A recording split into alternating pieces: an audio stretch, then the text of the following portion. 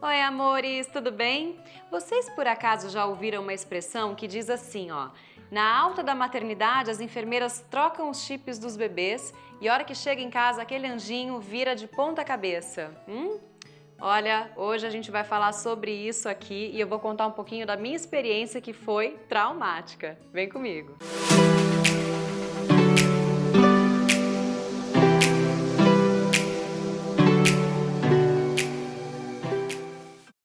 Então, essa lenda e essa expressão realmente aconteceu comigo. Eu me lembro que lá na maternidade eu estava super feliz e falando assim para todo mundo que me ligava: ah, ele é um anjinho, ele não chora, ah, ele dormiu a noite inteira, ah, ele é tão bonzinho. Tá, gente, tudo isso era verdade, de fato.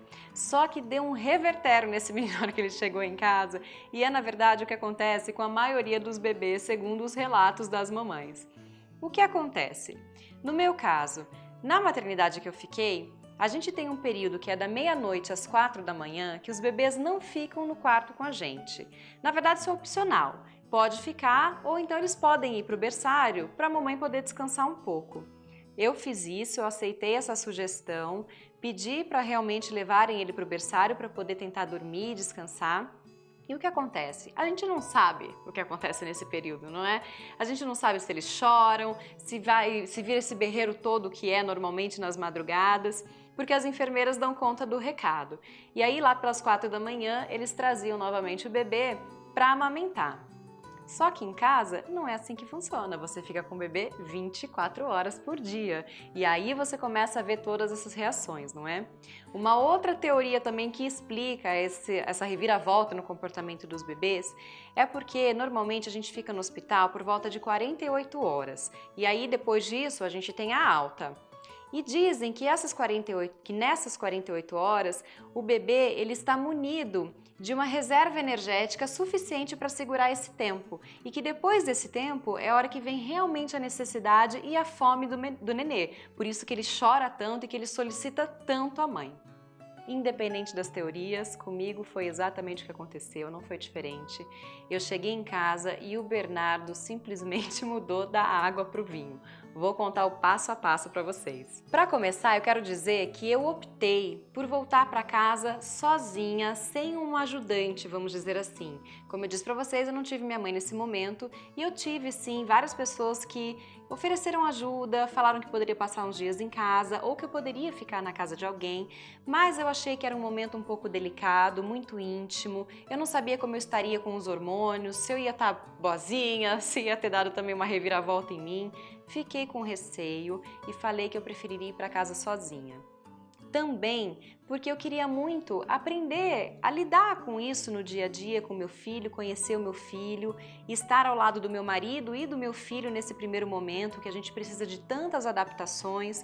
E assim, por mais difícil que tenha sido eu optar por isso, eu não me arrependo. Eu acho que ali a gente criou um vínculo, a gente criou realmente o nosso ninho, sabe? Eu acho que foi muito positivo, eu descobri uma maneira de lidar com o nenê, e inclusive uma maneira de introduzir o pai nessa relação, porque o pai tem um papel fundamental, principalmente nessa hora, e a gente também vai falar sobre isso aqui. Enfim, optei por voltar para casa sozinha. Tava tudo lindo no caminho, eu tive o Bernardo em São Paulo, tive que pegar a estrada para vir para casa aqui em Vinhedo, mais ou menos 1 hora de rodovia. E ele se comportou super bem, ele saiu do hospital dormindo, ele chorou um pouquinho só no bebê conforto, mas ele logo se acalmou e dormiu o caminho inteiro. Quando a gente chegou em casa ele continuava dormindo.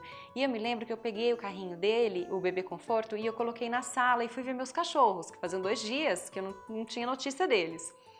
E aí fui ver meus cachorros e deixei o Bernardo lá. A hora que eu voltei ele continuava um anjinho, gente. Eu falei, legal, vamos colocar ele no quartinho dele então e vamos aproveitar e dormir, que era noite. Eu cheguei em casa, era por volta de 11 horas da noite. Mas foi aí que aconteceu tudo. Eu coloquei ele no quarto e começou todo o choreiro. E é aquilo, né? Ah, então vamos trocar a fralda, a gente não sabe se é fome, pode ser fome, mas antes de colocar no peito vamos colocar a fralda. Beleza, levei o Bernardo pro trocador. Gente, nesse momento eu vivi uma coisa assim que foi super traumática e assim, a hora que eu penso no que aconteceu, eu falo, ainda bem que na hora eu mantive a calma. Eu estava no trocador com ele estava chorando bastante e de repente ele engasgou. Assim, foi na primeira hora que eu estava sozinha com ele em casa, ele engasgou. E ele começou a ficar roxo, ele não voltava o ar. E aquilo começou assim um desespero, tava eu com meu marido do lado, a gente assistindo aquilo e falando, meu Deus, ele realmente tá engasgado, meu Deus, realmente tá ficando sem ar, tá ficando roxo. E aí, a gente teve a tranquilidade de colocar em prática uma coisa que a gente aprendeu no curso de gestante que a gente fez, que foi desengasgar o bebê. Então você imagina a cena, né? Fralda aberta, eu tive que virar o Bernardo de bruços e comecei a fazer o movimento de desengasgo, que são umas batidas que você dá nas costas. Tem toda uma técnica para fazer isso que ensinaram no curso. E aí, nesse momento, eu me lembro que além do xixi que ele estava fazendo, ele começou a fazer cocô na gente. Gente, foi uma loucura. Aconteceu tudo de uma vez, assim, sabe? Ele engasgou, fez xixi, fez cocô, mas graças a Deus a massagem funcionou. Esses tapinhas que a gente deu nas costas, que a gente aprendeu, funcionou. E ele logo desengasgou. Só que aí, assim, eu tava toda suja, ele também todo sujo. Falei, legal. A gente vai ter que se aventurar agora de cara e colocar ele no banho. Ou seja, as duas coisas assim mais temíveis que pode acontecer, tudo assim em questão de minutos, que é o engasgo do bebê e o primeiro banho sozinho em casa. Mas ok, lá também no curso que a gente fez, ensinava bastante como dar banho, como fazer com o primeiro banho, as técnicas, o que era melhor para o bebê, o que não era. E a gente saiu munido da maternidade também com todas essas informações. A sorte foi essa, porque aí eu e o meu marido estávamos seguros para atravessar esse momentozinho aí tenso que a gente teve no começo. Mas esse primeiro banho também não foi uma coisa legal, porque o Bernardo chorou muito, gente, muito.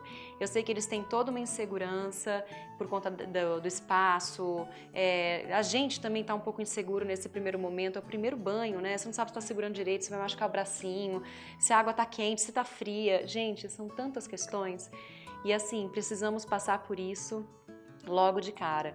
Eu falo que foi traumático porque quando eu penso no que podia ter acontecido, principalmente em relação ao engasgo, nossa, me dá pavor, assim, não gosto nem de pensar em todas essas possibilidades. Mas assim, foi nosso batismo, sabe? Depois eu falei, pode vir o que for agora, que daqui pra frente vai ser tudo simples. Mais ou menos, né? Não é essa simplicidade toda.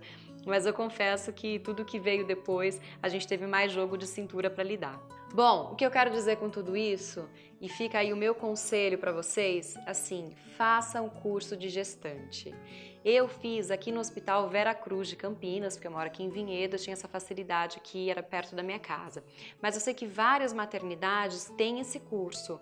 Algumas são pagas, outras não. Esse que eu fiz, por exemplo, é um curso gratuito e assim, gente, muito bom.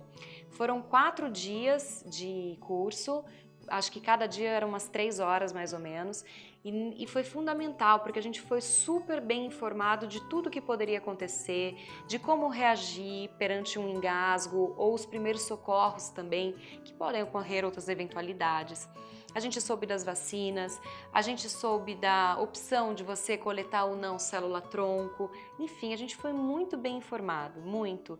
E isso nos deu segurança para a gente lidar melhor com esse momento e receber da melhor maneira possível esse neném em casa, principalmente porque estávamos nós dois com o bebê, né? Os dois pais de primeira viagem, a gente precisava realmente estar seguro nesse momento para conduzir as coisas de uma maneira leve, porque o negócio é pesado.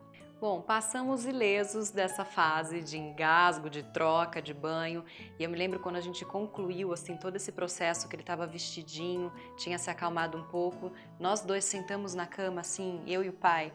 Gente, deu uma moleza nas pernas, assim, deu um desespero e uma vontade de chorar e ao mesmo tempo assim uma gratidão por ter sido só isso. E aí a gente olhou um para a cara do outro e falou: "E agora?"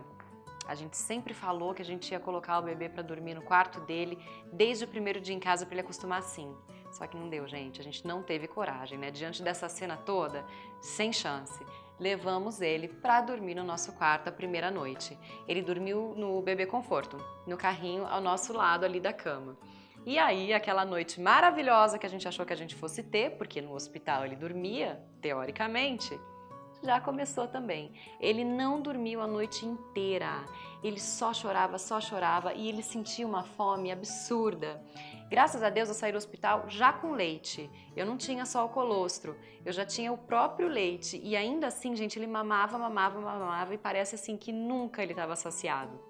Eu passei a madrugada inteira amamentando o Bernardo.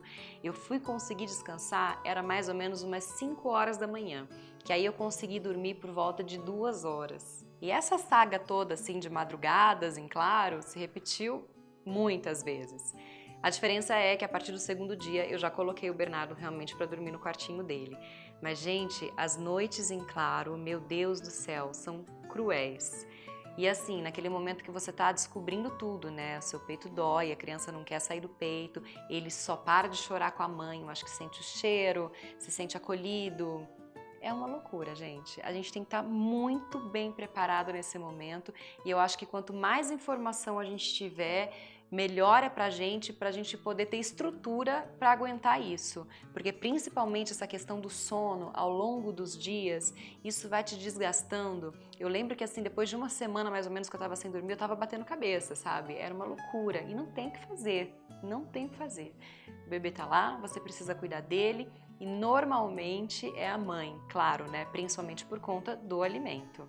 No meio de tudo isso, gente, eu só fico pensando que eu fiz realmente a melhor escolha da minha vida ao optar pelo parto normal.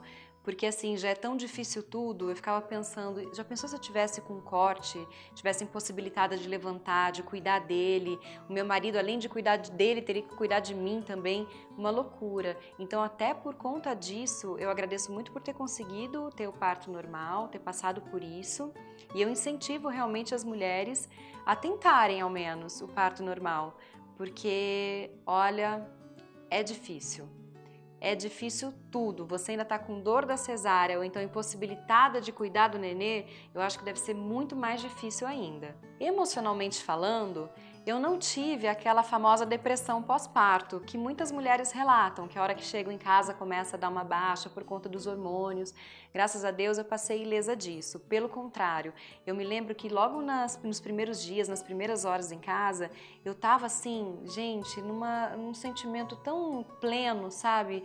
Eu sentia uma paz tão grande e por mais cansada que eu estivesse, eu estava sempre pronta para atender qualquer chorinho, qualquer resmungo do Bernardo, assim. E isso é uma coisa muito maluca, né? Porque você tá exausta, você tá cansada, você não dorme, mas ao mesmo tempo você tem o maior pique do mundo para resolver as coisas, para fazer as coisas, para preparar tudo, para deixar tudo pronto pro nenê, né? Pro conforto dele, pro conforto daquela família. Que louco, né? Vira realmente uma chave na nossa cabeça quando a gente se torna mãe. E era muito gostoso, assim, eu me lembro desses primeiros dias, eu tava no paraíso. E eu lembro, inclusive, que eu não conseguia nem dormir nos momentos que o Bernardo dormia. Todo mundo falava, aproveita para dormir, aproveita para descansar. Eu não conseguia, porque eu tava num êxtase, assim, que eu só ficava babando a cria, assim, sabe? Eu ficava olhando ele, nos pequenos cochilos, nas grandes sonecas, não importava. Eu ficava de plantão, assim, no bebê conforto, só olhando. E ai, como é gostoso, gente, como é gostoso e como passa rápido isso. Todo mundo diz, né, aproveita que você vai sentir saudade. E é verdade. O Bernardo tá com 5 meses ainda e eu já tô com saudade de quando ele era pequenininho desse jeito. Mas nem tudo são flores, né? Eu tô contando aqui essa primeira impressão, apesar das dificuldades, tem também a parte boa, mas ao longo aqui do To Be Mamãe Gabi eu vou relatar muitas dificuldades que nós tivemos, tanto no início quanto agora, e eu acho que cada fase do bebê a gente também vai lidando com situações diferentes, inusitadas, e a gente vai tendo que se adaptar à nossa nova realidade.